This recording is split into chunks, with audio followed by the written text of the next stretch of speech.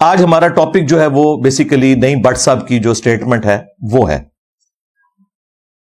نعیم but صاحب نے پچھلے دنوں ایک پوڈ کاسٹ ریکارڈ کروائی, اور کوئی بھی پوڈ کاسٹ یا اس طرح کا انٹرویو آج کل ریکارڈ ہو تو مجھے خام خواہ بیچ میں ڈسکس کرنا شروع کر دیتے ہیں. اچھی بات ہے, ظاہر ہے دین کے بارے میں جب بھی ڈسکشن ہوگی تو ہمارا پلیٹ فارم ڈسکس ہوگا, لیکن ان کی انٹینشن اچھی نہیں ہوتی. بیسیکلی اپنی بھولی بھالی بھیڑوں کو بچانا ہوتا ہے کہ کہیں انجینئر کے فتنے کا شکار نہ ہو جائے. اس لیے دیکھیں انہوں نے ٹائٹل رکھا ہے کہ انجینئر محمد علی مرزا کی مقبولیت کی وجہ کیا ہے, اگر وہ غلط ہے تو اتنے زیادہ لوگ اسے کیوں سنتے ہیں. یہ تھم نیل کے اوپر لکھا ہے میسی ٹی وی والوں نے. شاید یہ بات تھوڑی کنٹروورشل بھی لگے بٹ کسی نیگیٹو, بٹ جب ہم ایک طرف اتنی ریجڈ باؤنڈریز کریٹ کرتے ہیں تو آج سوشل میڈیا کے دور میں پھر آپ کے پاس انجینئر جیسے لوگ پیدا ہوتے ہیں جو پھر سر عام آ کے جیسے کہتے ہیں نا کہ ٹریڈیشن کو لیفٹ رائٹ سینٹر فارورڈ بیش کر رہے ہیں. اینڈ جو ایک ریالٹی یہ ہے کہ اس وقت آپ کی میجورٹی یوتھ وہ سن رہی ہے اور وہ کہہ رہی ہے کہ ہاں یار یہ بات ٹھیک ہے, یہ دیکھو یہ ایسے ہے, یہ فلانا ہوا ہے. اور وہ جو اور اس ریالٹی کا جو میں تو آپ کو یونیورسٹی کا بتاؤں کہ اس بچے کو یہ ریئلائز نہیں ہو رہا کہ وہ اتنا سارا مسالہ سنتا جا رہا ہے, وہ نماز سے بھی چلا گیا ہے, وہ ٹریڈیشن سے بھی چلا گیا ہے, وہ سب کچھ ہو گیا, اور اس کا بالکل ہی جو ایک تھوڑا سا بھی تعلق تھا یا ایک جو ٹریڈیشن کی رسپیکٹ تھی وہ ختم ہو گئی. آپ انجینئر کی بات کرو یا میں تو ایسے, اب انجینئر کے بھی باپ آ گئے مارکیٹ میں. انجینئر تو پھر بیچ میں کوئی خیر کی بات بھی کر جاتا ہوئے گا, تو بالکل الٹا کے ہی رکھ دیا جنہوں نے. کوئی آدمی اگر باسی سبزی بیچ رہا ہو اور اس شہر کے اس گاؤں کے لوگوں نے اس دکان سے باسی ہی سبزی دیکھی ہو, ان کو آپ لاکھ جا کے کہیں کہ بھائی جان یہ سبزی باسی ہے, آپ کیا انہوں نے کبھی تازی دیکھی ہی نہیں. اس کا طریقہ کار یہ ہوتا ہے کہ اس کی سبزی کی دکان کے سامنے آپ تازہ سبزی کی دکان کھول لیں.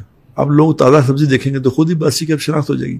یہ لوگ آئے اس لیے ہیں کہ تازہ سبزی کی دکان ہے ہی کوئی نہیں. جو تازہ سبزی والے ہیں وہ تو کہہ رہے ہیں کہ گھر ہی کھولنی ہے, اس نے باہر جانا ہی نہیں. میڈیا تو حرام ہے, وہ تو میڈیا کو حرام قرار دے رہے ہیں, وہ کروڑوں تک بات پہنچا چکے ہیں.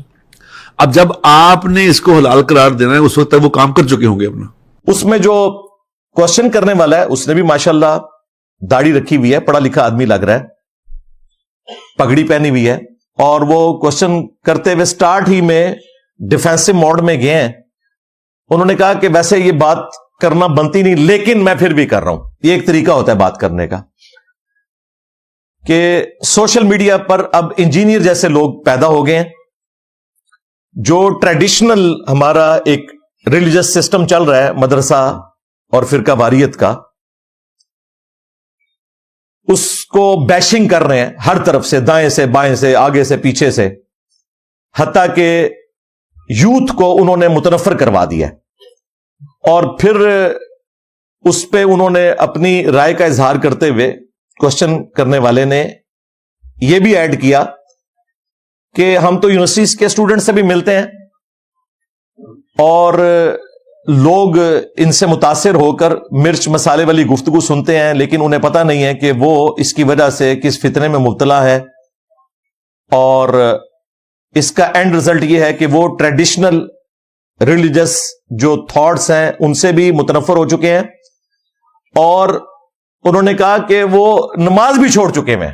اندازہ کریں, یعنی وہ پہلے نماز پڑھ رہے تھے, ہماری ویڈیو سن کے انہوں نے نماز چھوڑ دی ہے. اب یہ صراحتاً ایک جھوٹا الزام خام خواہ کسی کو ڈیفیم کرنے کے لیے. ہمیں تو فرق نہیں پڑتا, پرانے بزرگوں کو فرق پڑتا ہے کیونکہ وہ قبر سے نکل کر اپنا دفاع نہیں کر سکتے. میں تو زندہ ہوں اور اللہ کے فضل سے میں نے اس قسم کے تمام الزامات کے جوابات 2016 میں ریکارڈ کروا دیے تھے. ان general interview of engineer Muhammad Ali Mirza, مجلس نمبر 50 کے نام سے.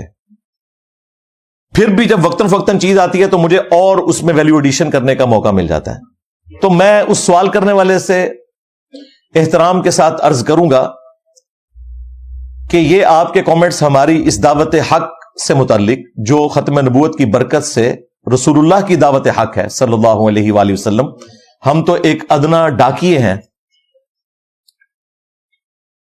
اس قسم کے کامنٹس پاس کرنا یہ ظلم کے اوپر مبنی ہے, جبکہ آپ یہ دیکھ رہے ہیں کہ اس پلیٹ فارم سے جو بندہ دعوت حق رکھ رہا ہے وہ آرتھوڈاکس سٹائل میں ہی آیا ہے, ٹریڈیشنل سٹائل ہی میں. کیا میں پگڑی نہیں پہنتا؟ کیا میری داڑھی پوڑی نہیں ہے؟ میں داڑھی کاٹتا بھی نہیں ہوں, اور یہ بال بھی میں نے رکھے ہوئے ہیں. یہی چیزیں آپ لوگ دیکھتے ہیں نا, ٹریڈیشنل سٹائل, تو یہ تو موجود ہے. پھر جو کچھ ہم بیان کر رہے ہیں وہ پیورلی بکش سٹائل ہے. آپ لوگوں نے تو لوگوں کو قصے کہانیاں سنائی جو آپ کے بزرگ لکھ گئے فضائل اعمال کے اندر, فضائل صدقات میں. ہم لوگوں کو صحیح دین بتا رہے ہیں جو قرآن و سنت میں لکھا ہوا ہے. تو یہ کتنا ظلم ہے اس قسم کا الزام لگانا. پھر ہماری وجہ سے الحمدللہ ہزاروں نہیں لاکھوں لوگوں نے نماز شروع کی ہے. تم لوگوں نے عوام الناس کو یہ دین سکھایا تھا کہ عشاء کی 17 رکھتے ہیں, ہم نے بتایا کہ ٹوٹل 24 گھنٹے میں 17 رکھتے ہیں جن کی پوچھ ہونی ہے اوبلیگیٹری. 2 فجر کی, 4 ظہر, 4 عصر, 3 مغرب اور 4 عشاء. باقی سب نفلی عبادات ہیں, کر لیں تو ثواب, نہ کریں تو کوئی گناہ نہیں.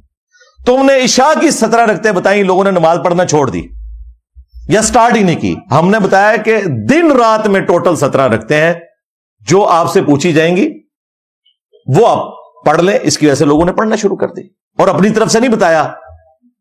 ہم نے وہی کتابیں جو آپ کے مدارس میں, جس کو آپ ٹریڈیشنل سیٹ اپ کہتے ہیں, صرف پڑھائی جاتی تھی, ان پر عمل نہیں ہوتا تھا.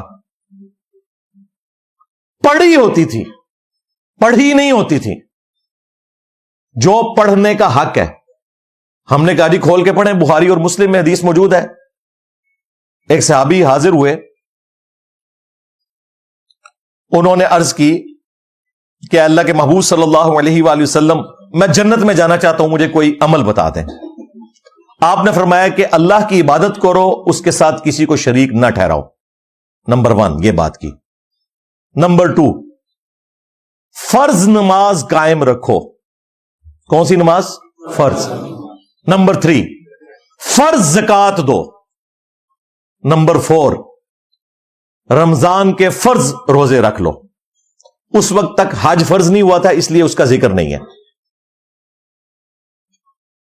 اس شخص نے عرض کی کہ اے اللہ کے محبوب صلی اللہ علیہ وآلہ وسلم, نہ میں اس میں کوئی کمی کروں گا اور نہ زیادتی کروں گا. یہ بات کہہ کے وہ وہاں سے چلا گیا. نبی الاسلام نے فرمایا کہ اگر اس پلانٹ ارتھ پہ کسی نے چلتا پھرتا جنتی دیکھنا ہے تو اس شخص کو دیکھ لو, جس نے یہ نہیں کہا کہ میں تہجد پڑھوں گا, میں اشراق پڑھوں گا, میں روزانہ اتنے نوافل پڑھوں گا, صرف فرض. اسی کو سپورٹیو ایک اور حدیث ہے بخاری اور مسلم میں. ایک عرابی پینڈو شخص حاضر ہوا, اس نے عرض کیا اللہ کے محبوب صلی اللہ علیہ وآلہ وسلم مجھے اسلام کے بارے میں بتائیں. تو آپ نے فرمایا اسلام یہ ہے کہ اللہ کے سوا کوئی معبود نہیں اور محمد صلی اللہ علیہ وآلہ وسلم اس کے رسول ہیں, جو بنیادی چیز ہے. اس کے بعد آپ نے فرمایا کہ 5 وقت کی فرض نماز پڑھو, ہاں تمہاری مرضی اگر نفلی پڑھنا چاہو تو. اس نے پوچھا اس کے علاوہ؟ فرمایا کہ رمضان کے فرض روزے رکھ لو, ہاں تمہاری مرضی اگر کوئی نفلی روزے رکھنا چاہو تو. پوچھا اس کے علاوہ؟ کہا فرض زکات دو, ہاں تمہاری مرضی اگر کوئی نفلی صدقہ بھی کرنا چاہو. اس نے کہا یا رسول اللہ صلی اللہ علیہ وآلہ وسلم, آپ نے جتنا بتایا بس میں اتنا ہی کروں گا, نہ اس میں کمی کروں گا نہ زیادتی کروں گا, یعنی میں فرض ہی پورے کروں گا. یہ بات کہہ کے وہ وہاں سے چلا گیا. نبی علیہ السلام نے کہا اگر یہ اپنی بات پر قائم رہا تو یہ کامیاب ہو گیا.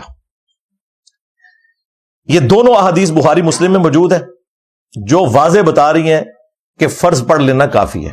کہتے نہیں فرض کے اندر وہ نفلی نماز ساتھ شامل ہے, تو بھائی پھر رمضان کے ساتھ کیا شوال کے 6 روزے بھی شامل ہیں؟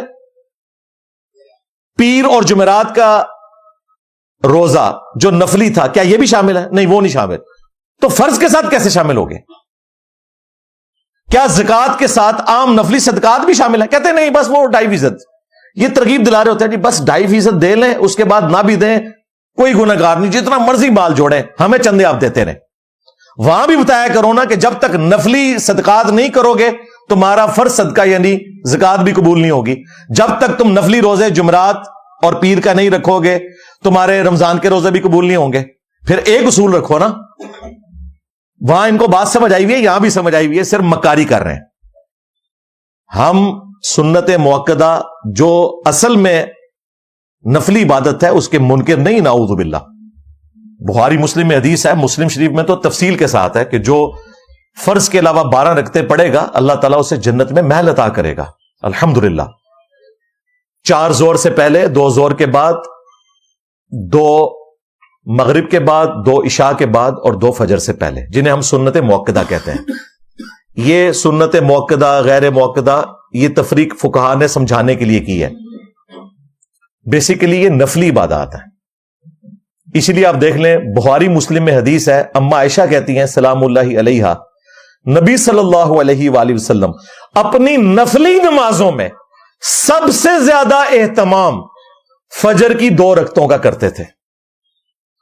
اور آپ کو بھی پتا ہے کہ سنت موقدہ میں سب سے تاکیدی سنتیں کس کی ہیں؟ فجر کی. ہاں, صحیح مسلم میں حدیث ہے, فجر کی 2 رکعتیں پڑھنا مجھے دنیا اور جو کچھ دنیا کے اندر ہے اس سب سے بڑھ کر محبوب ہے. اس کو ہماری ماں کیا کہہ رہی ہیں؟ نفلی رکھتے. تو باقی سنتیں تو شاہی کوئی نہیں اس کے مقابلے پر. فجر کی 2 رکعتیں ہیں نفلی, اور نفلون عربی زبان میں کہتے ہیں اضافی کو. کوئی کر لے تو ثواب, کوئی نہ کرے تو کوئی گناہ نہیں. انہوں نے جناب سنت غیر موقدہ کو بھی اس طرح پریزنٹ کیا کہ عشاء کی 17 رکعتیں بتائیں, اس کی وجہ سے لوگ نماز پڑھنا ہی چھوڑ گئے. پھر ہم نے لوگوں کو یہ بھی بتایا کہ اللہ کے بندو, نمازیں آپ جمع بھی کر سکتے ہو, کوئی مسئلہ نہیں ہے. صحیح مسلم میں اوپر تلے 10 احادیث ہیں, 1628 سے لے کر 1637 تک. نبی الاسلام نے بغیر خوف کے, بغیر بارش کے, بغیر سفر کے, یعنی کہ مدینہ شریف میں ظہر اور عصر کو جمع کیا اور مغرب اور عشاء کو جمع کیا. تابعین نے پوچھا ہے اے ابن عباس, رسول اللہ نے ایسا کیوں کیا؟ فرمایا تاکہ امت کے لیے آسانی ہو جائے, کوئی تنگی باقی نہ رہے. 2 جملے بولے. اس کا مطلب یہ ہے کہ خوف, بارش اور سفر میں تو آپ ویسے ہی جمع کر سکتے ہیں, اس کے بغیر بھی کر سکتے ہیں جب آپ کو ضرورت پڑے. اس کی وجہ سے وہ مائیں جو بیچاری ہر وقت مصروف رہتی تھیں بچوں کی تربیت میں, انہیں نماز کا ٹائم نہیں ملتا تھا, پڑھنا ہی چھوڑ گئی تھی. ہم نے کہا بھائی 3 اوقات میں 5 نمازیں پڑھ لو. افضل یہ الگ اوقات میں, لیکن اگر کوئی پڑھنا چاہتا ہے تو ضرور پڑھے, کوئی گناہ والی بات نہیں ہے. آپ ہی کے لیے یہ آسانی دی تھی رسول اللہ نے صلی اللہ علیہ وآلہ وسلم. انہوں نے امت سے آسانی چھین لی, تو ہماری وجہ سے تو لوگوں نے نمازیں شروع کی ہیں. ہمیں کہتے ہو کہ لوگ نماز پڑھنا چھوڑ گئے.